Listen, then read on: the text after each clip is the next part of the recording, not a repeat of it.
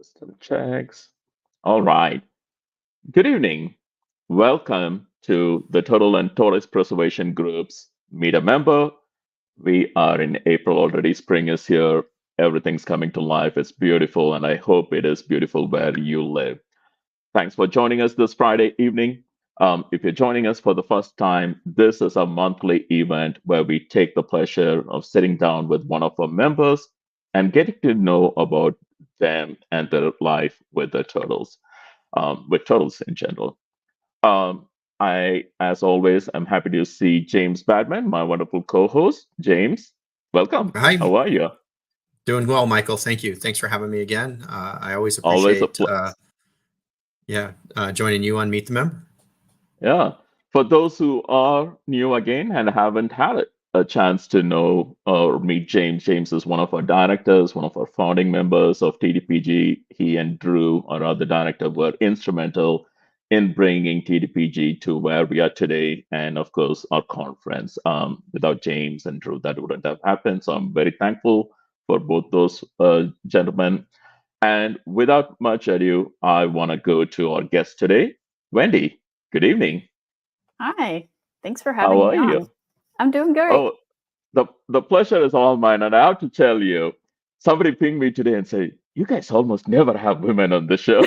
I'm like, it's not for lack of trying. I'll tell you that it's one of those things, and I think even when I reached out to you, you're like, "But I've not done really a lot with turtles. What are we going to talk about? We're going to just talk about why you love turtles, and why others should probably consider giving some time to turtles. That's it for me. It's that simple. But I truly appreciate that you said yes when I asked, so thank you for that. Well, I do have to say, when you reached out to me and had me make the video, it was in kind of a low place with my work. We've had layoffs. It's been depressing. I had so much fun making that video that you inspired me to create a YouTube channel, Instagram, Facebook, and I've been doing videos every day since you talked to me. So thank you for that. Well, I love that. I mean, I had absolutely no idea that was happening, right? So a few weeks after, I think we talked, I started following you on Instagram. I started, watching your videos and everything, but I had no idea you just started. Yeah. That's just how No, much my you life you is. were the catalyst for that. So thank you. Well, I'll take it. I'm happy. I'm happy that's out there in the world. Um, So tell us a little bit about you and how you got into turtles. I think you mentioned when we briefly spoke that you were mostly into invertebrates previously. So how did the switch happen? Or are you still active with invertebrates and turtles have just become an add-on? What are we looking at? Um, so I've been kind of crazy about animals since I can remember, and all growing up, I wanted to be a vet. Um, I didn't have a lot of, weird pets as a kid. It wasn't until I went to college and was kind of on my own that I started. And my husband, who was my boyfriend at the time, we both went to college together, and he was like, I'm going to get a tarantula. And I was like, oh, great. I'm deathly afraid of spiders. Like panic attack afraid of spiders. So he got this Chilean rose from a pet store. It was like $10, and I was terrified of it. It took 4 to 6 months, but I realized, man, this thing is not gonna jump into my hair or go for my face. It's cute. It's clumsy. She could barely like fall on crickets and they would get away from her. So I got over my fear and we started getting really interested in them. And we like special ordered from a pet store because there wasn't a lot of information at the time. The Color Guide to Tarantulas of the World, Volume 1 and 2. That was Russ Gurley's books. And I swear we read those hundreds of times. We didn't know that there was anything out there other than like the little Chileans you'd see in the pet store. So we started going to reptile shows and ordering from Glades Herp and Arachnomania and Arachnocentric and all of those kind of little breeders. And it just kind of went from there.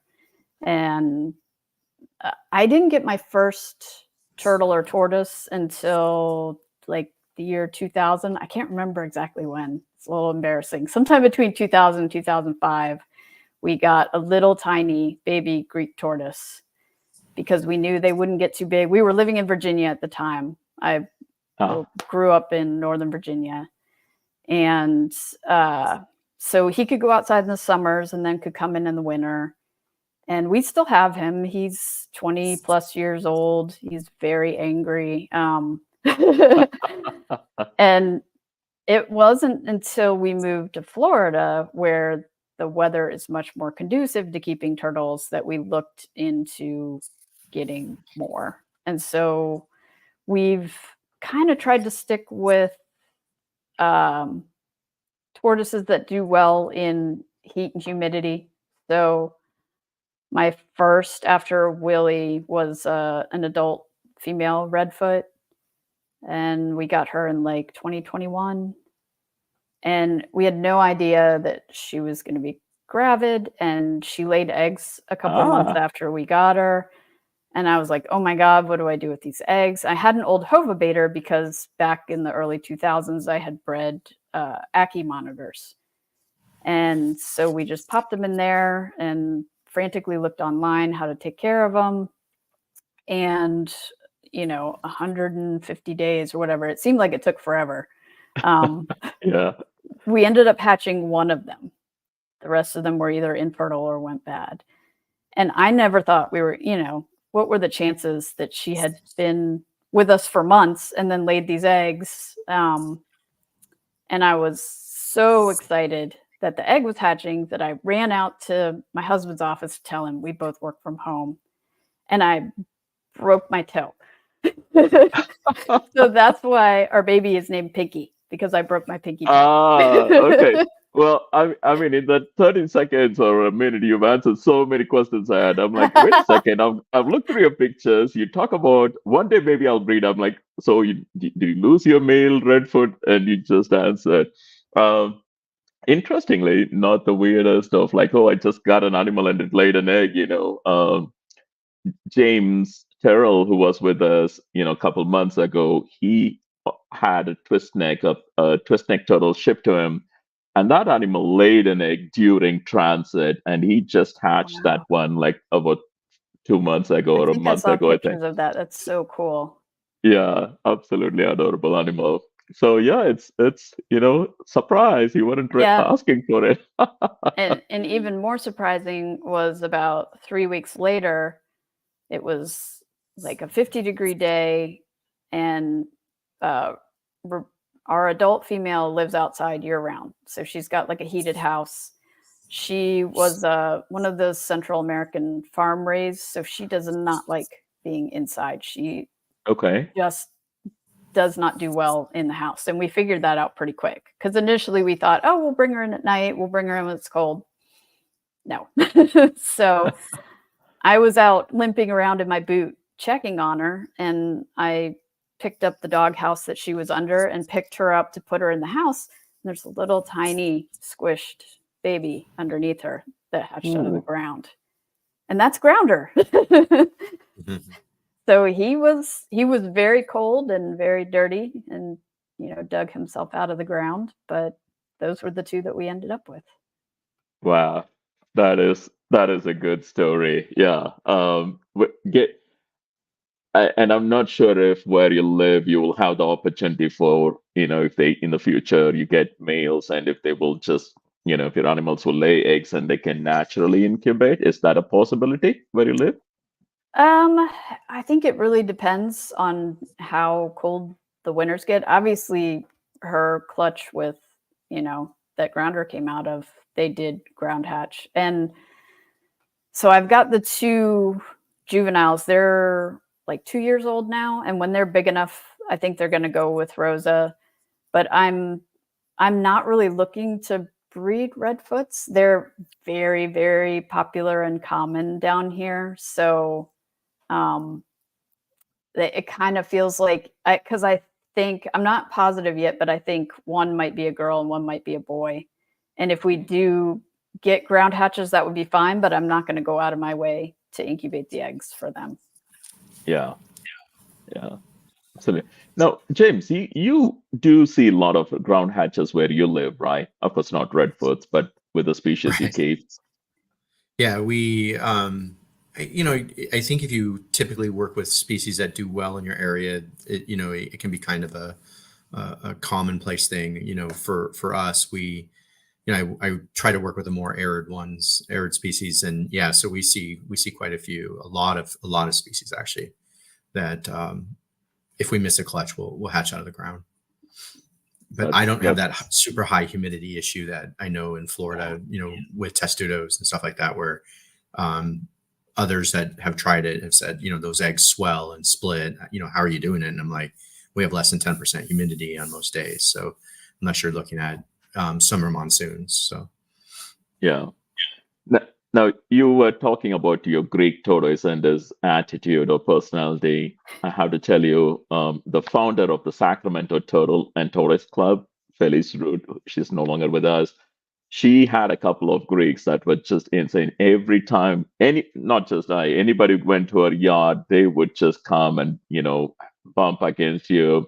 You take off your shoes and leave it in the yard. They will go try to mate with the shoe. So Yes. she had one that she named Jim the jerk or something, and that animal was a big draw every time we had an annual event. I mean, that thing made the event poster. They are definitely a personality, and same Oh thing yeah. with elongated. Their mating ritual is just nuts. He attacks shoes. He will literally chase you. He chases the dogs. The only animal he doesn't mess with is the cat, and I think it's because they're both jerks, so they get along. Now, I don't know if that's a universal thing with Greeks. I mean, I don't keep Greeks, James. I don't know if you keep Greeks out there. Do you? Yeah, we keep quite a few of them, and it seems to be for the males, and even in larger groups with multiple females, sometimes they're just so obnoxious. You just got to separate them so they don't damage the female shells, or just they can just be really, really obnoxious during the breeding season. So Yeah. I think that whole testudo family gets like that. So He was Well, super it's sweet not. until he was probably 14 years old, and then then he changed. has one thing on his mind. Yep. Now, so you got Greeks, you got the redfoots, and am I remembering correctly? You have a star tortoise, or a couple of them. Yeah, I've got 4 Burmese stars. Nice. One from Rodriguez Chelonians, who's about 3 years old, who's showed me many times that he is a male. And then I've got 2 younger ones that I picked up from Daytona last year. And I hope you can't hear the squeaking. My dog decided to squeak toys. And then one that I actually got through the TTPG in November, who's tiny. But yeah, it's very cool. Awesome. Well, I hope you have a nice mix of different sexes in there. Hope so. Yeah. Now, do you still have them indoors, or do they do okay outdoors in your region? Do they handle the humidity just fine? So they've been indoors so far, just because when they're really little, we have so much stuff around, raccoons and hawks and owls, that I'm not real comfortable with the little babies being outside. So this summer, I think I'm going to try the 3-year-old out in a container with a lid. I'm sorry. Give me 1 sec to grab the. It's not too bad if it helps. So, James, how was spring at your end? Anything exciting happening with the animals? It is wet here. We're having a very wet spring. We're getting another rain shower today, which for Arizona, it's just not rain is not a thing, And so, yeah, we're on it's a very wet spring after a very wet winter. So, and for us, with the tortoises, you have to be real careful with those wet, cold winters. It's the lethal combination, Hmm. for I'm fortunate that I get to leave a lot of stuff out for the winter. So all the testudo and most of even like the radiateds and stuff. You don't have to heat them as much. I mean, we do supplement heat them, the leopards and stuff, but the rain draws them out, and the from the hot houses and stuff. So a lot of times you have to lock them in. If it's kind of a mild cold night with rain, seems always, there's always that unfortunate story, they come crawling out and drawn out by the rain and then end up freezing, because they're nice and warm and they're hot houses. So because they have supplemental heating either from heaters or cane mats so extra precautions, but definitely love all the green. That's not something you usually hear Arizona described. It's usually browns and shades of browns and grays, and we're very green, and everything's in bloom, and so that's always very helpful. You get to feed off a lot of natural weeds and stuff, so I enjoy that. So Yeah, absolutely. Oh, you're on mute, Wendy. That's good. Yeah. It probably unmuted Oh, me there you go. when I Yeah. jumped up to grab the dog. No worries. So, is your tortoise family growing? Total tortoise family growing, or do you have a list of what's next on that list if you have a list? Yeah, so I got an Amazon basin giant yellowfoot about a year ago, and we only got one at the time. We just kind of wanted to see, are they similar to redfoots? What are they like before I, jumped in? And we adore him. He's got so much personality, super friendly. He's always the first one sitting out waiting for breakfast. He's always watching what we're doing. He will actually come to the front of his cage and kind of put a foot up and wait for you to open the door, and he'll crawl out into your hand. So we decided that we're going to try and get a group of them to breed one day. And I say breed one day, but for both him and the stars, it'll be 6 to 8 to 10 years before it happens. It's definitely a long game. It is, but well worth it. Yeah. It is, yeah, because the babies are just so cool. Definitely got the bug when we hatched out Pinky. So I contacted the breeder that I got our original yellowfoot from, and they just happened to have one that was a holdback that, the shell was a little weird, and they held him back to make sure he was going to be healthy and everything. So I met them just recently and picked up another yellowfoot, and I'm keeping my eyes peeled for another Amazon basin. Trying to find one that's like a year to 2 years, just so I don't have to do multiple enclosures with a little tiny baby. But they're getting along great and doing really well. Yeah, that definitely is something relatable. Now, I definitely wish you the best with that, because we don't see a lot of yellowfoots, and I'm not quite sure why. I'm not quite sure if they're not as prolific as redfoots. James, I don't know if you have any thoughts, or Wendy, I don't know if you've looked into it. I've heard that they're more difficult to breed. And I don't know if it's getting eggs or hatching eggs, but I told the folks that I got my 2 from Tortoise Outpost that I was going to be leaning on them in 6 to 8 years when they're ready. I saw those folks at the Daytona show as well. Yeah, they're super nice. Yeah, they're great. Awesome. Well, friends, any of you who are listening, if you have worked with yellowfoots and if you have any thoughts on why we don't see more of them, or if you try to breed and have any notes, please do put it in the comments. I would love to share and love to learn as well. I've never had yellowfoots. I mean, redfoots, I think, took all my space and time, so never went there. Awesome. Oh, that's cool. And hopefully the yellowfoot's also a species that you can keep outside year round, definitely, where you live. Yeah.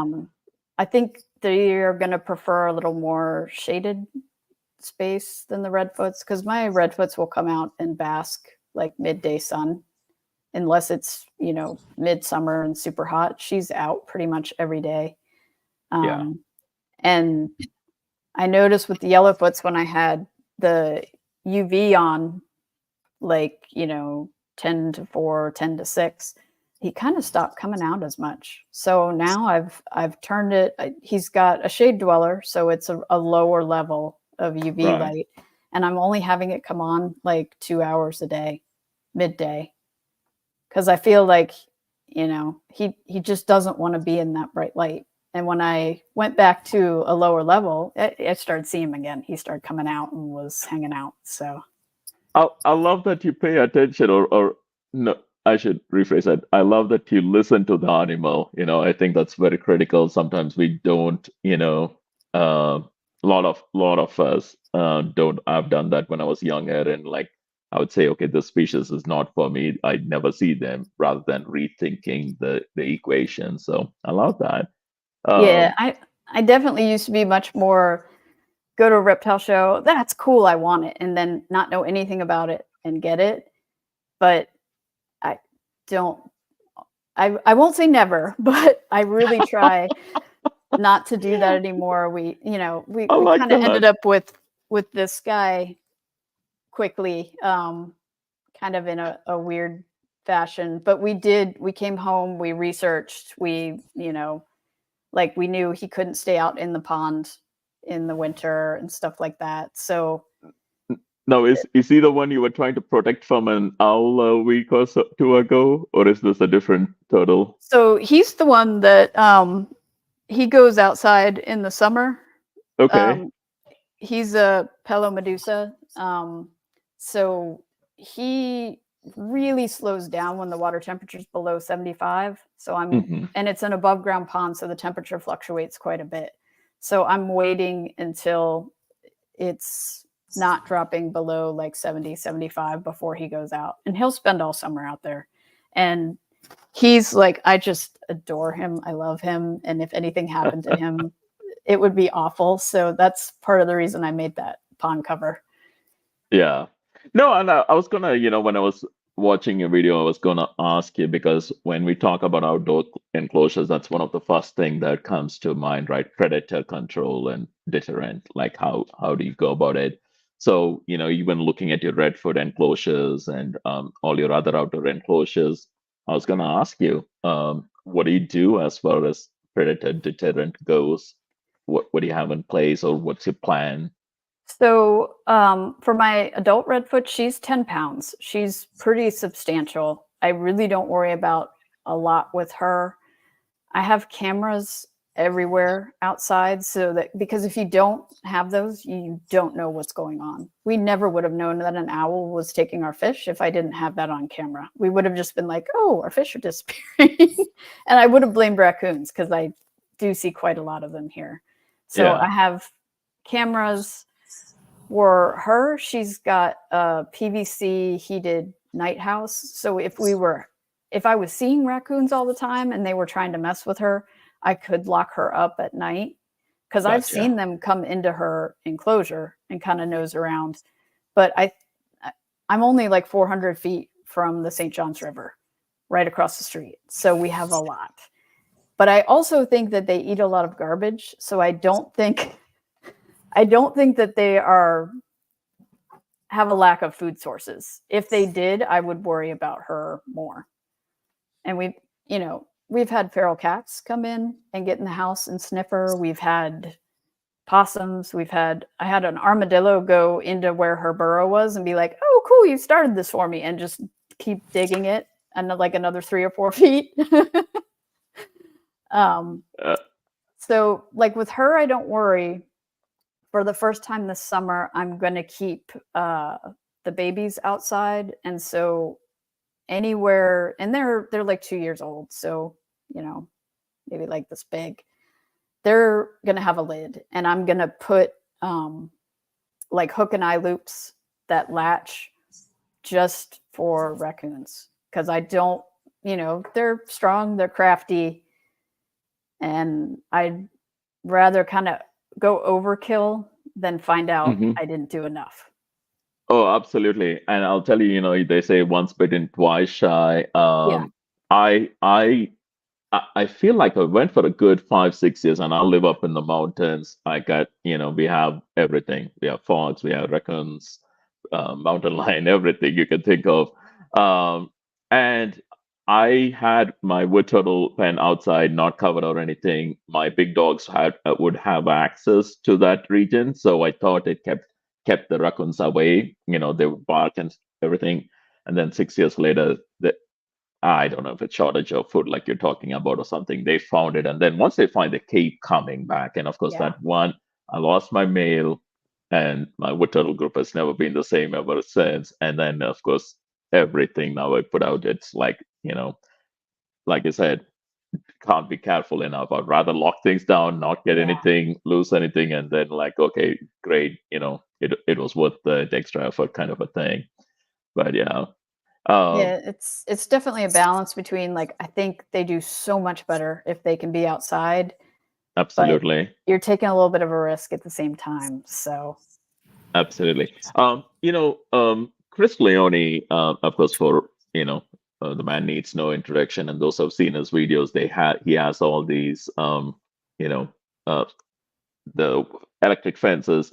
Of course, his enclosures are designed in a way where they are inwards from the fence. I don't have that liberty, so we are trying to actually, Kelly, who is here listening in now, bug her. She lives in a kind of a farming region, and kind of like we're trying to figure out how I can install electric fence but make it functional on top of my wooden fence and stuff, so that nothing has an opportunity to jump into the yard at all. Um, but one of the things that I picked from Chris was I think it's called, I have to go back and look, like it's one of those ultrasonic devices that I think you can turn and configure for different animals to deter different animals, critter control or something, out of sentinel, something like that. Um, it hasn't completely kept them away, but I keep changing the frequency and I see them less often. Um, I don't have it in my system to like set up trap and trap them and deal with them. I just cannot do that. But so I'm taking all these easy routes for now, but we'll see. How about you, James? What does predator control look like in Arizona other Well, than thankfully, I don't guns? see.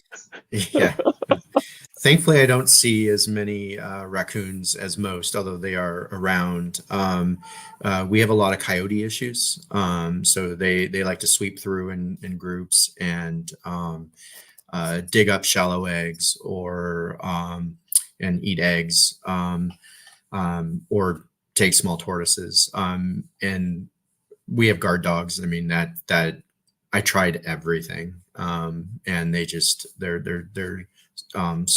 too smart for their own good. And surprisingly, the only other predation issue I had was a bobcat of all things. Chewed up a mess of holdback, some Libyan and golden Greeks that we were raising up that were 3, 4 years old, and what I always hate about predator problems, it wouldn't be one thing. It'd be one thing if they took one and it was over, but it's like they have to chew up a half dozen or 8 and chew legs off, chew heads off, and so yeah, it was very, very unfortunate. And but bobcats tend to very transient. They come through, we see them here and there, and then they're gone, and it's not like they hang around. Yeah. And then I guess as I think about it, road runners, anything that does hatch out of the ground, like testudo, they like the little testudo babies. Grackles do. So some bird issues, as well as again, water is, everyone's looking for water or moisture in the summer, and so the ground squirrels will do the same thing, dig up eggs, They got. or they'll actually take a hatchling and eat out where the Ooh.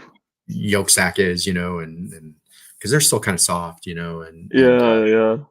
so I can trap and relocate squirrels, but yeah, I'm there with you. You're kind of in their space, so it's like, what can you do? Can you do as a deterrent? And I'm a absolute bird guy on top of being a tortoise guy. So, we love seeing the roadrunners and stuff. So they're That like is the cool. bobcats. Yeah, they're kind of transient. It's cool until you realize what they've done, and then it's like, oof, there's a few little baby tortoises missing heads or legs, So yeah, I have no idea what a Cameron grackle seems is. to grackle. You'll have to Google it. It's a Okay. native bird. It's a native bird to our area. Uh, I actually had told Cameron my wife and I were watching grackles in the driveway one day, and we're like, "What are they doing?" And they had been in my back tortoise pens pulling hatchlings and ooh, eating them, and doing the same thing. They because they can't really break the shell, they pull out all the soft material. So, anyways, enough of that fun topic. yeah. Sorry, Wendy, didn't mean to freak you out. Oh Okay. no. But I'll turn to a lighter note real quick. You talked about walking through reptile show and picking up the turtle. I'll give you a tip. Another area where you can get really tempted is auctions, especially the silent auctions. You see turtles or something or whatever reptile you're into. You're like, well, I don't want it going into the wrong hands. For look. I mean, that's my story. um, so. Yeah, other than predator deterrent, when I was looking at your video with the other thing, of course, with you living in Florida, I don't think you guys get as hot as Arizona does. But my next thing that I was gonna check in with you was temperature control. Since you're working from home, do you have the liberty? You're just keeping an eye on your weather, and if it gets too hot, turning on sprinklers and stuff, or do you have any automated solution in place? So, having animals outside, I'm kind of obsessive about the weather. I check every day, check the forecast, check it multiple times in case it changes, especially in the winter because, everyone has to be locked up. In the summer, right now it's just Rosa outside. My Greek tortoise pretty much does not go out midsummer here because the heat combined with the humidity just doesn't do well with them. They don't experience that kind of humidity where they're from. So, I mean, if it's not a terrible day, he might go out early morning for an hour or two, but then I bring him back in. And my redfoot, I think she would prefer like 85, 86 and humid, but not any hotter. And we're hotter than that most of the summer. So she hunkers down either in the night house, which obviously the heat's turned off in the summer, but it stays cool because it's got, radiant insulation. We also have like the bottom half of a dog crate flipped upside down so that she can dig. And we'll go and we'll dig down in the ground to kind of get her started. And I think that helps her keep cool. And when we moved here almost 2 years ago, we had sprinkler heads put in just for her. So midsummer, I have those automated, like the hottest part of the day, she'll get, 15 minutes of rain. If we're going to have an extended hot period, we'll put those on extra so that we make sure she's getting watered. Nice. And her enclosure, which is like a big garden bed, is just insane with growth. We let everything go crazy because that's what she prefers. It's not great for seeing her. We, kind of have to go and dig through all the stuff to find her, but she wants to be completely hidden under ferns and a tree. And so she's got plenty of deep shade. The eave of the house also gives her some shade. So we make sure that she can get out of the sun because we do get brutally hot, especially with the humidity. Yes. Combined with the humidity, it's just ridiculous. Gotcha. Yeah, I wasn't sure. I mean, I've heard with different friends, of course, Florida being as vast as it is, the temperatures do vary very much like here in California, and I didn't want to assume that it's hot everywhere. There's a lot of rumors and lies going around in the chat, but there is chat about auctions, so let's talk about that real quick, James. If I can go to you, James, Sure. I know we have the spring auction coming up. What have you got going on? Anything cool that you've heard about? I haven't seen anything that's coming in yet. but hopefully soon. What can you tell Yeah. us? I'm arranging most of the box shipments to receive them, and so we are starting to see that because it is April 20th. So the show is April 20th, 21st. Auction is the 20th. I think Mark Cantos had sent me a slip with some early when the box is coming, and he said 2 wood turtles, 2 paradox red-eared sliders, 2 Ooh, albino okay. red-eared sliders. So I don't remember the whole list. I just remember those 3. They were the very top of the list. He produces some of the nicest wood turtles I think out there, and so I'm not always. offended at all, James. I'm not offended. Just giving a hard time. Go. Yeah. Oh, yeah. No, I know you. I'm sorry. Yeah. Second to only yours, right? Yes. So I don't remember who breeds what all the time. So, I but know. and then we're expecting we'll see boxes from Wayne and the usual folks and as well as the most generous donations from all of the vendors that we see for auctions like this. So it's gonna be a good time and a great show. This month, as you know, is just jam packed with activities because we have ITTW coming up the week of the 22nd to the 26th. We had a couple amazing things this year with an artist giving us some new designs for coloring pages. We partner with ZoomEd on this. We focus on K through 12. And so this year we have 2 new coloring pages. We have an activity coloring page. So it's like three different pages, 2 sets of stickers. The kids love these. ZoomEd sends teachers packages. You can sign up to links. I believe you've got the link up on our page, Michael, but you can sign up, get it for your class. They send you packages of the coloring pages, bookmarks. There's a new bookmark this year for the kids. So every kid in the class will get a bookmark, a couple stickers, 3 coloring pages, and then the class gets a poster. So Nice. it's a big event. So we all of those are new designs for this year. So we had someone donate their time and skill. It's definitely not mine. And then of course donors have paid to the printing costs on this as well. So it was just we were very fortunate this year for the amount we're able to do. And then of course having a partner like ZoomEd, I have to ship the boxes. Actually, I shouldn't even say I have to ship the boxes. Cameron ships the boxes. So they come to me. Cameron ships the boxes for me. I think I see him drive real fast past my house, so he doesn't stop. And I don't see him. No, I'm just kidding. Because I'm always asking him, if you're having to head to FedEx, I have these 6 boxes of coloring pages that need to get shipped to ZoomEd. And then like I said, we have a great partnership with ZoomEd. They package all of these. And I mean, these are big packages when you think of, a class of 25 to 40 students getting, 40 of each of the coloring pages, enough stickers for every kid to get 2 stickers of the 2 different designs, a bookmark, and then the poster. And of course we still have some stuff from last year. So, and they're covering the shipping on all of that. So, I mean, it's for TTPG, it's a phenomenal partnership with ZoomEd. They've done this for years for us. If you are outside the country, we send it as much of the material electronically as we can so that you can print it and use it in your classes. But we want to seed this passion that we all have for turtles and tortoises as early as we can.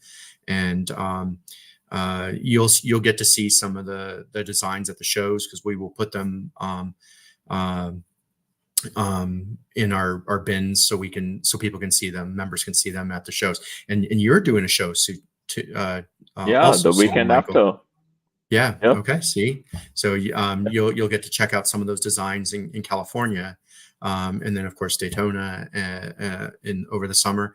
But because we did hold some of the material back so that we could distribute it to members and stuff like that that may not get it. But again, if you're a teacher, use this link because it's absolutely free. The material it gets shipped to you, and so we can celebrate International Turtle and Tortoise Week. So anyways, that's coming up. Reptile Talks in May. So, you go right from April to May, your show in April, you'll have to remind me where that's at. All I know is California.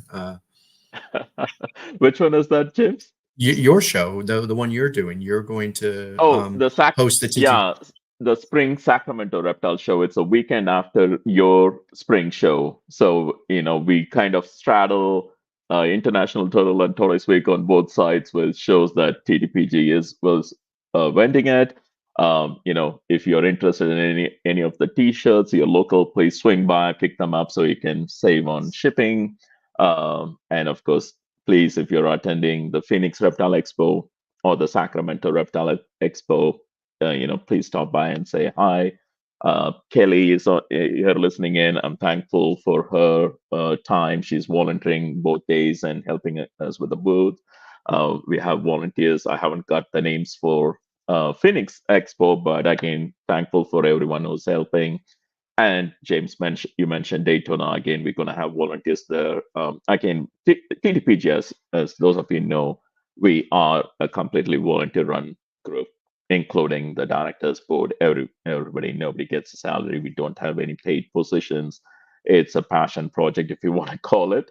Or some of us are, like paid, I guess. So here we are. But we are thankful because we get to know you. We get to, meet and talk or even virtually talk to wonderful people like Wendy. I'm thankful for that opportunity. So that's why we are here. So thanks, James. I appreciate that update. I dropped the link to the International Turtle and Tortoise Week, sign up sheet on the chat. For if you're on YouTube, please follow that link. Or if you're on the Turtle and Tortoise Preservation Group page, you go to events, you will find it there. I'll share it over the weekend as well. And again, please share it with your friends. I mean, this is open to everyone. If you have kids, young kids, if you're in Scouts, 4-H, anywhere there are kids who are interested or who could be, motivated to pay attention to turtles, please sign up and get the materials to them. Wendy, I also wanted to check in with you about your enclosures. And I want to talk to you about substrate as well, because I saw you were leaning towards something new. But with those outdoor enclosures you're using, I think you mentioned you picked them up at Costco. Do you like them? I mean, is it easy to work with? Have you been able to put it together? And is it holding up to your Florida weather conditions? Is it wood? Is it PVC, vinyl? What are we talking about? I think they're vinyl. They're plastic. When we first moved here and we just had Willie, when we were in Virginia, we always had cedar garden beds. And so we just thought, well, we'll get another cedar garden bed and set it up for him in the shade in the back and it'll be fine. It was like it didn't exist after 5 years. It completely it wasn't there anymore. It crumbled to dust. So we started looking into something that was not made of wood, and kind of stumbled across the Costco garden beds made by Vita. They've got lots of kits. You can get them with like the shorter walls or the double walls.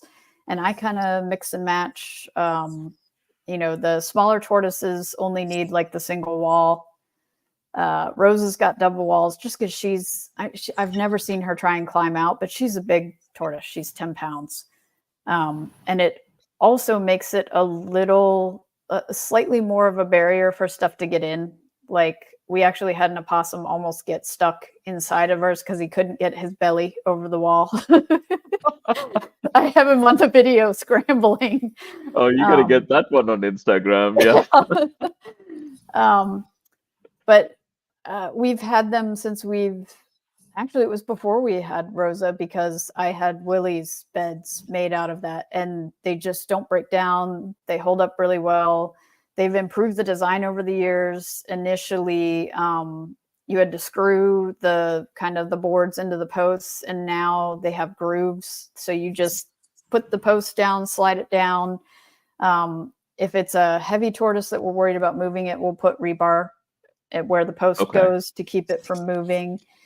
And they hold up great. They have the added benefit of you don't instantly look and be like, "Oh, you've got animals out here." They're nice looking. They look like garden beds, so it's less of a concern with you have delivery people come into your house. They're not going to look and be like, "What's going on over here?" It just looks like we're crazy about gardening.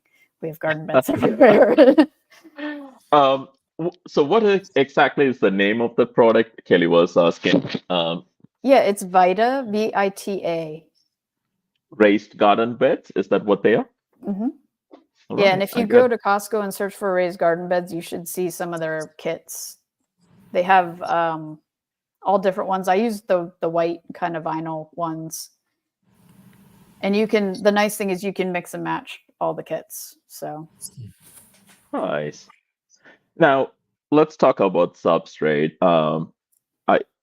I don't follow Biodude very closely, but I did talk to him briefly last year. He picked up a couple of Razorbacks and he set up this really cool tank for them. So that's kind of how I started following him a little bit. You mentioned you're switching over from coconut, chunks to a substrate that he is selling. Can you tell us a little bit about it? It's for bioactive setups, but what can you tell us about it? So I initially used Biodudes like Terra Sahara. It's kind of the dry for my bearded dragon, and I really liked it. It's not dusty. It's kind of holds together well. I mean, obviously, bearded dragons don't need a lot of humidity, but just I like the way it worked. And I've noticed with my baby tortoises that I have inside, I was using just the breeder blocks of Reptichip, which is like the large chunk. Right. And I notice when I take my baby redfoots outside, we've got areas that are mulch and areas that are dirt. They always go for the dirt. And I don't know what they do, but they it's almost like they screw themselves into the ground. So they've got dirt all around them. And if they have a choice, if I give them a choice, you can go in this big pile of mulch, you can go in the leaves, there's plants. They will find like potting soil and just squish down into it. So I started thinking, I've seen my guys inside try to do the same thing, but they can't really do that with the big chunks of bark.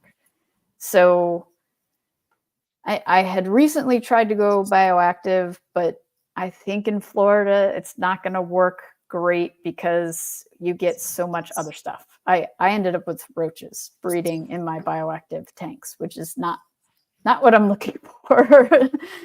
So I feel like the tanks here, they need a good clean out every couple of months, which, if you do that, then you're going to lose your isopods. I have one tank that still has powder blue isopods. But when I cleaned out the tanks, I did that, last weekend. I had Biodudes like Terra Firma, which isn't quite as dry of a mix. It's recommended for ball pythons. And I put just like an inch or two of that at the bottom and then a much finer chip. And I've already seen my Burmese Star has dug down through the chips to the soil and kind of squishing in the soil, just like my ones outside are. So this is just kind of an experiment on my part to see if they like it or not. What is the consistency? I couldn't tell. Do you moisten it? He was talking, or the website says it's marketed for burrowing critters, and I think it indicated, unless I started just imagining in my head that the animals can burrow. It holds humidity, but also doesn't collapse. Did I get that right? Yeah, I don't have it deep enough for burrows. I just have Gotcha. like an inch or two that they can squash into, and basically I just kind of watch the animals, see what they're doing. If I give them choices and they're choosing one thing over another, then I try and mix it up. And so I'm giving this a try. They seem to like it so far. I Well, got do let us know in the group. yeah. Yeah, I'd love to hear. I mean, and Sam is here. I know he just recently set up a bio enclosure for his pancake tortoises. I love that a lot of the newer folks and younger people, of course, it's coming together, the art of like creating aesthetically pleasing setups, but very Yeah. functional and large, and which largely seems like wasn't the case when I started, or maybe I Nope. just wasn't exposed to it. But I'm thankful to see that Mark, who's having a good time out on a cruise, he's big on that, and I'm hopefully I'll get him here next month to talk about his the man is a wizard, I'll tell you that. But yeah, I'm looking forward to seeing how that works out for you, and learning, about that offering in the market. I don't follow Biodot close enough, but I was thankful, that I, saw that in your post. Um, Matt, you had a question about cedar. I think you said you kind of moved around, but he wants to know, how do they work above ground? I do bottom and So needed pressure the bed we treated. had was maybe 12 inches tall. It was 2 boards, and the entire thing dissolved. It did, Oh, did okay. not do well with the rain, and it just, and it was, I think, the same brand we had in Virginia, and we had it in Virginia for years, and it was fine. Just did not handle Florida at all. Yeah. Oops, sorry.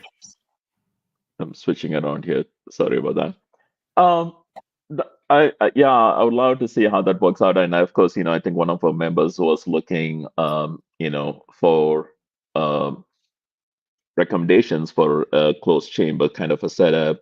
And of course, I think I told you this when we were talking, when I read about this and its ability to hold moisture but not also collapse. I was wondering if this would allow people to create a setup where it's not a closed chamber, but the substrate is deep enough where the animals can dig in and be where it's humid, and not go through that excess of, creating a closed channel. So I should play around with that.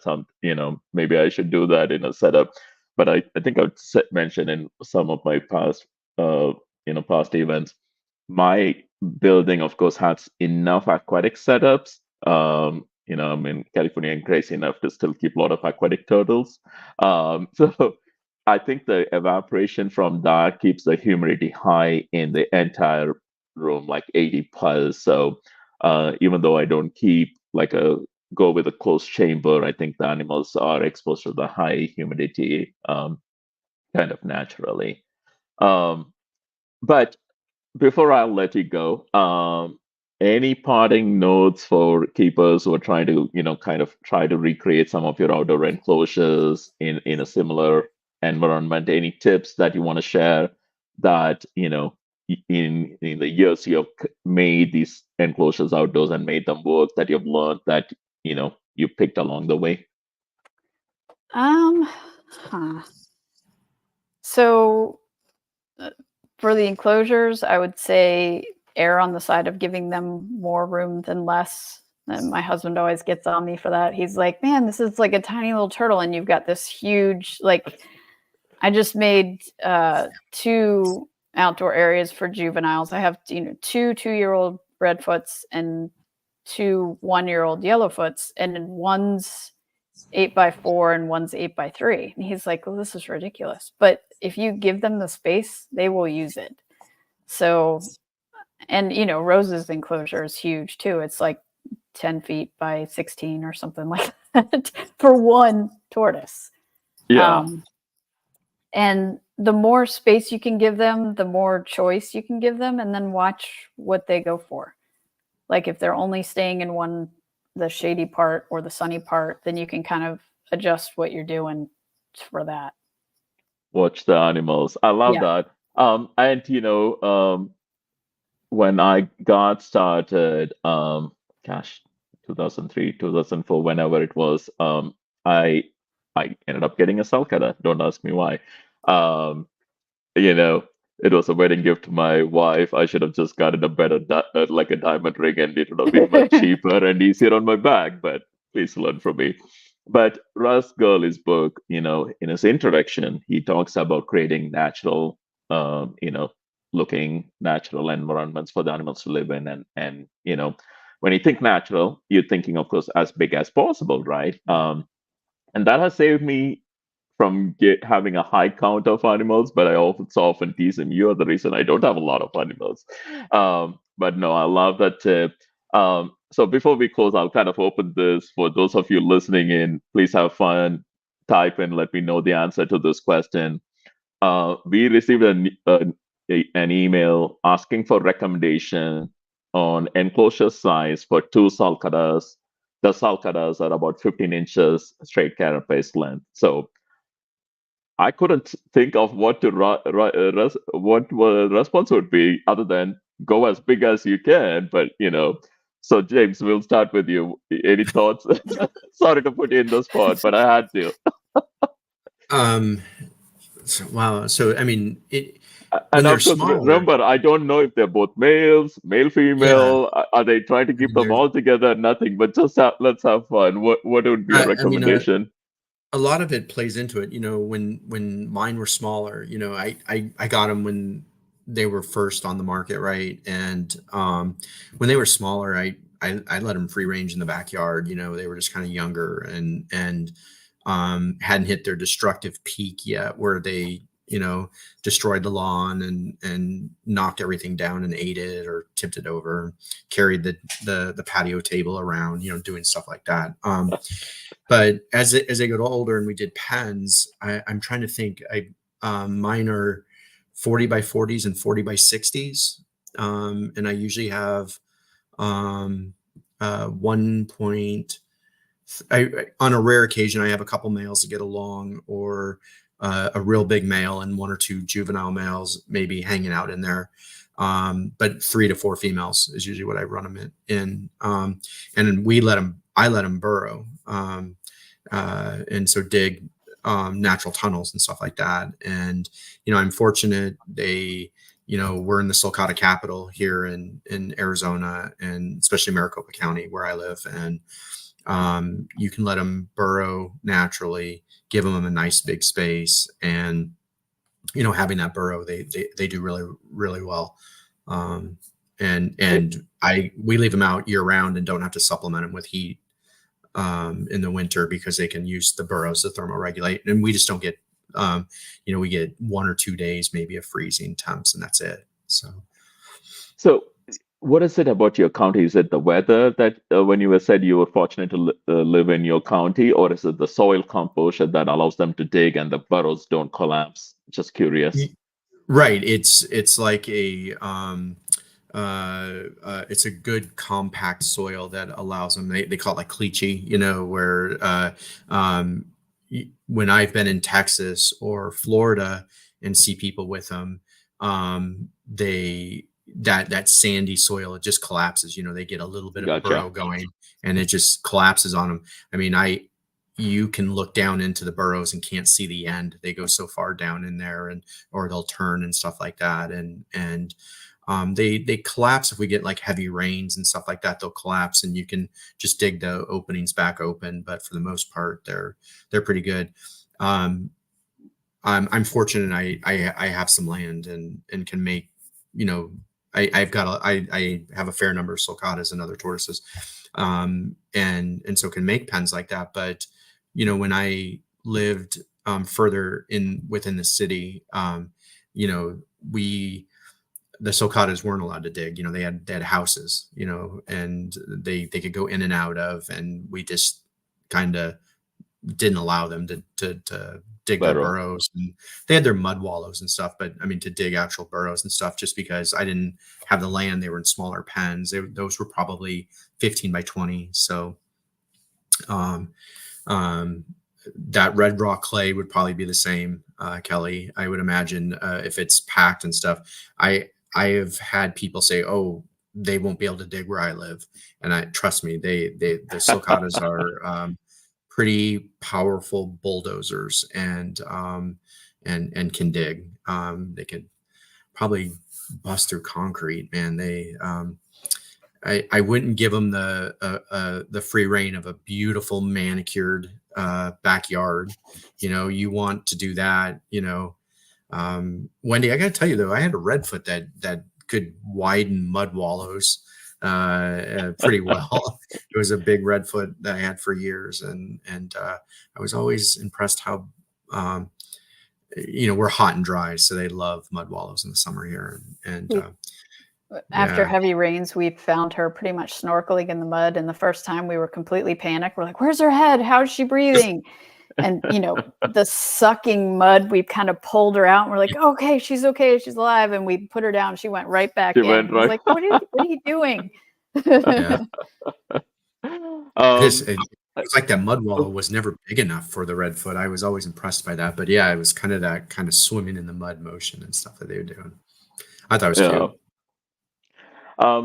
So Kara's note, they do better breeding in larger groups. Kara, I don't know if you can expand on that comment, like 2 males, 5 females. If you have any thoughts, please do share.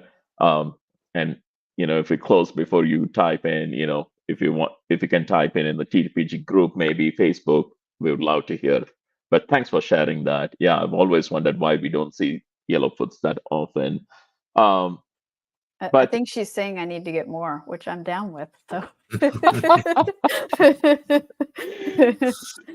and let it be known, I didn't say that to Wendy. So all the rumors you're hearing on the chat, again, like I said, all lies. So I'm not an enabler. I'm a supporter. I certainly am. I think you need to have more. I agree. Big groups. Yeah, I've been eyeballing Connexus too. I don't know if they do okay outside in Florida, but So I don't know. yeah, I don't know if you ever heard, if you did you get enough data to form a decision on whether they will do okay where you are? I think, of course, it depends on which species of hingeback, right? Erosa, for example, they don't like it very hot. Of course, I was bugging Jeremy, but yeah, depending on the species you're landing with. James, you have spec eye. Hopefully, I said that right. And you keep them Yes. outdoors year round, right? Yes, with no supplemental heat, and I've I had my original group. I don't have them anymore. Most of that group lives with Cameron, but I have another group that are F1s from that group. But I've always managed them outside with no supplemental heat, and have had babies hatch out of the ground. Have had they do well. They don't we find they're real active in the cooler months. But they in the summer they kind of estivate. We flood their yards. Thick leaf litter, and they do well. I've tried other hingebacks. It's again, we're so dry here. We kind of mummify anything. I wouldn't want to try anything like a Rosa or anything like that. I think it just, we'd mummify them. So it's too dry. But spec I did well here. Nagu I also did well. However, they didn't like the winter, so we bring those in. So. Yeah, Tar Marlborough was really nice and answered a bunch of my questions, but I'm still kind of poking around and trying to. I try to do a good bit of research before I, jump into something just to make sure it's going to work with the climate and everything. Yeah, I know Jeremy. Of course, he's in Florida, but of course in a very different. He's almost in Georgia, I think. But he keeps them indoors so he can have better control. Yeah. That fluctuation and stuff, it's how much of control you want to have. But yeah, I would love to again find out that part too, like how that ends up working out if you eventually do make that move and get hingebacks out, and we need more people working with hingebacks. Yeah. So I hope you do consider that. Before I let you go, what is your YouTube channel and your Instagram handle, if you don't mind sharing with us? Yeah, sure. They're both Tortoise Wendy. on YouTube, Easy. Instagram, and Okay. Facebook. Yeah, it's very easy. Awesome. I Well, checked domains and that one was free. So I was like, all right, that's what I okay, so you have a website coming as well then. there's Like, nothing up yet. So awesome. Awesome. Well, I being mean, being a web you developer, like that's the last thing I'll do. So I was gonna say, and James is very aware. Like I was telling you earlier, I used to do websites, web applications, everything, and for years I was like, okay, I need to do a TTPG website, but I wanted it to have this 101 things, and you know how that goes. And then yes. yeah, I always let perfection stand in the way of progress. But yeah. Anyway, thank you so much, and please keep making videos. Please keep sharing. Please keep inspiring other people. Thank you for the I, inspiration. I appreciate it, and thanks for being a part of TTPG. It's truly a pleasure getting to know you. Thanks for making time today, and James, thanks as always. I appreciate you taking time on a Friday evening. Absolutely. Thank you for having me. I always enjoy this. Of course, and folks, those of you who took the time to join, and those of you who are listening in later, thanks so much, and hopefully we will see you again in May. Have a wonderful evening and a great weekend. Bye. Thank you. Bye, Wendy. Bye, James. Bye. Bye.